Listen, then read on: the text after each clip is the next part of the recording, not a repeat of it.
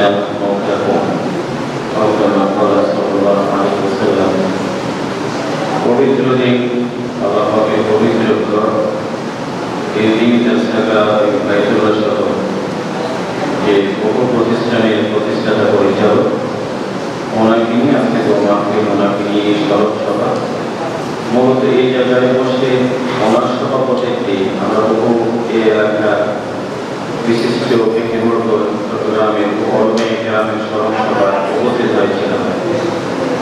আজকে সেই জায়গায় বসে আমরা যার সভাপতিত্বে অনেকে আলোচনা করছিলাম তাকে নিয়ে আলোচনা, এটি জীবনের শিক্ষা এবং বাস্তবতা।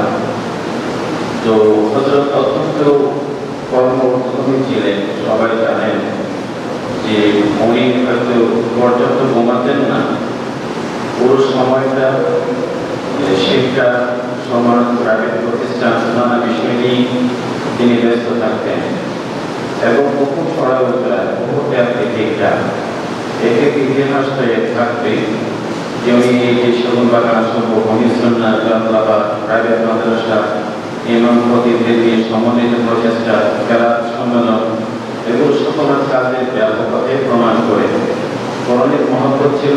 এই জন্য পুরো জিন্দেগিকে কোরআনের জন্য ওনার পুরো হায়াতটা বিসর্জন করে দিয়েছেন। হাজার বহু হাজার হাফেজের উনি শিক্ষক এবং কারিগর। এই কোরআনিক শব্দ যারা শুধু বাইরে আছে তাদের কানে নয়, তিনি ব্যবস্থা করেছিলেন জেলখানার বন্দীরাও যেন কেরাত শুনে সেটি ব্যবস্থা করেছিলেন। আমাদের একটু বড় অভিভাবক ছিলেন আন্তরিক।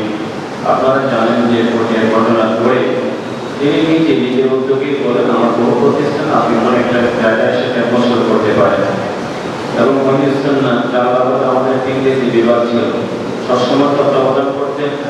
আমাদের প্রথম দেশে যারা বাড়ি গেছে আমাদের বাংলাদেশে বড় জায়গায় করছে এসব তিনিই পাবেন এবং কমিশন মাদ্রাসা আমরা যে দাওয়াত হাদিস এবং বিভিন্ন সভা প্রত্যেকটি বছর শিক্ষাবর্ষ কার্যক্রম আলাদা, তিনি মাঝে মধ্যে গিয়ে এগুলো সরাসরি তত্ত্বাবধান করতে খোঁজখবর নিতেন, আমাদের পাশেই ছিলেন।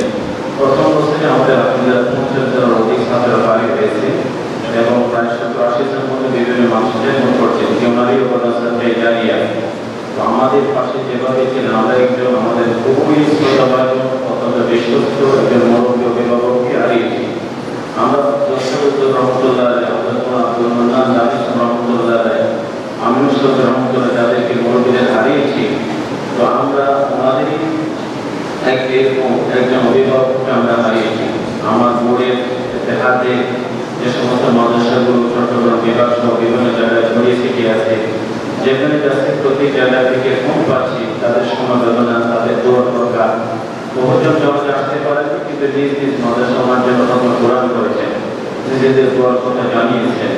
কারণ তিনি প্রতিষ্ঠানের বোর্ড মাদ্রাসার পাশেই ছিলেন। আমাদের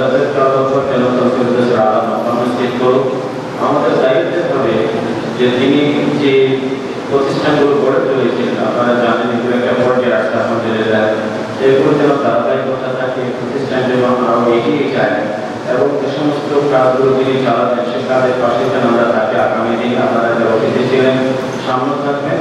আশা করি উনি হযরতের প্রতি আমাদের শ্রদ্ধা আমাদের কৃতজ্ঞতা প্রকাশ করে যদি আমরা আপনার কাজের পাশে থাকি।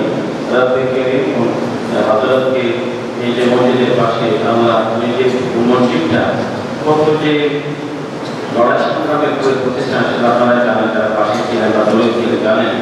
এই মসজিদের পাশেই ওনার খবরটা